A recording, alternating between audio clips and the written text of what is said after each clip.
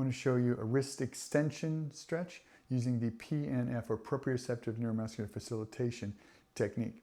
Arms out straight, bend your wrist, grab the fingers, gently pull the fingers towards your armpit and hold until you feel the stretch right here on the top end of the wrist in the forearm. Now if you first start doing this, you're probably going to feel it more in your wrist until that gives way, and it'll eventually get into your forearm. But you're going to hold this here for a count of 10, 9, 8, 7, 6, 5, 4, 3, 2, 1. Now try and straighten your fingers and straighten your wrist like this. But you're going to resist with the other hand. So straighten for 5, 4, 3, 2, 1, and relax.